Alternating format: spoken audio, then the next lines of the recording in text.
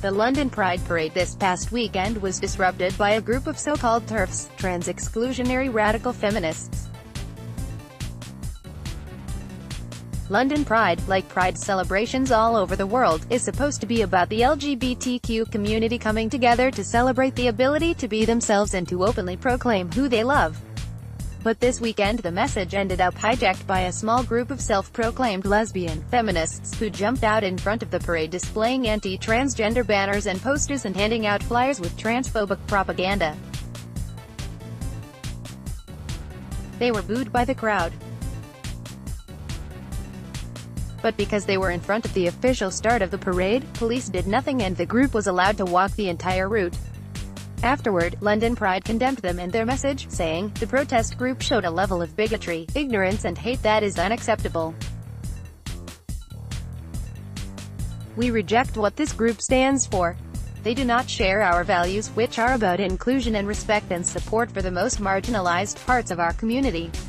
The people responsible come from a movement whose members sometimes call themselves gender-critical feminists or radical feminists.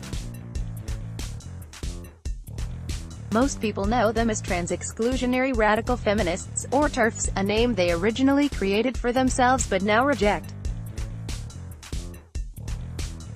The problem with having the word feminist in any of these descriptors is that these individuals and groups are not feminist by any normal definition.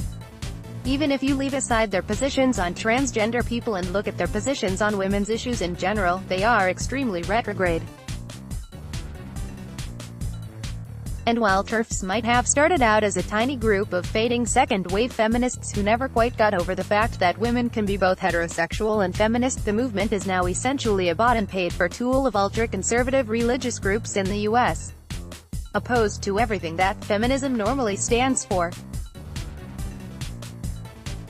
TERF thought leaders who are widely accepted as representatives of their movement have taken horrifying positions on issues such as rape and bodily autonomy. Germaine Greer, author of The Female Eunuch, was recently brought on a much-publicized panel debate on TV in the UK as an opponent of transgender rights. She has also made chilling statements about rape. Greer has said that rape isn't that bad, describing it as something that leaves no sign, no injury, nothing. In the same interview, she said the penalty for rape should be reduced to 200 hours of community service. Greer poo-pooed the Me Too movement, saying, "If you spread your legs because he said, 'Be nice to me and I'll give you a job in a movie,' then I'm afraid that's tantamount to consent, and it's too late now to start whinging about that." The movement is now essentially a bought and paid-for tool of ultra-conservative religious groups in the U.S. Similarly, Venice Allen, aka @Dradfem on Twitter, has railed against abortion and birth control being available to women, proclaiming, "A man arrives to tell us that the only decent feminism we should campaign about is to make careless sex easier for him." Allen was previously part of the Labour Party's Women's Network. After confronting a trans woman at an event by the organization, she was unrepentant for her actions, and subsequently posted anti-transgender memes. As a result, her membership in the Labour Party was suspended. This sentiment that birth control is just a way of enabling consequence-free sex echoes the position of U.S. conservative radio host Rush Limbaugh, who popularized the term feminazi to describe feminists. In 2012, Limbaugh infamously took the position that women who use birth control are sluts. If it seems like these individuals are drawing from the right-wing playbook and its messaging, it is because they are.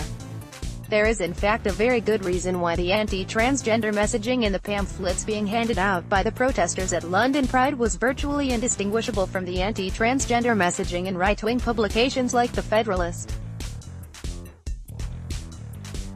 There is a deliberate strategy to co-opt or displace mainstream feminists, in order to divide, conquer and destroy the LGBTQ community. Meg Kilgannon described it at the Family Research Council's Values Voters Summit in 2017. For all of its recent success, the LGBT alliance is actually fragile, and the trans activists need the gay rights movement to help legitimize them. Gender identity on its own is just a bridge too far. If you separate the T from the alphabet soup, we'll have more success. Her solution: rap transphobic rhetoric in the language of secular feminism, claiming that gender identity is a concept offensive to women. This isn't an idle threat. There is ample evidence that it is being put into action. The Heritage Foundation hosted a panel last year consisting of a mix of old school TERFs and new, religiously motivated ones, such as Kaylee Triller-Hever, who downplayed the role of religion in their hostility toward trans people. Another panelist at that event was Mary Lou Singleton, a member of the Women's Liberation Front. That group received a $15,000 grant from the Alliance Defending Freedom, an anti-LGBTQ, anti-abortion, anti-birth control legal organization that supports the recriminalization of homosexuality in the U.S.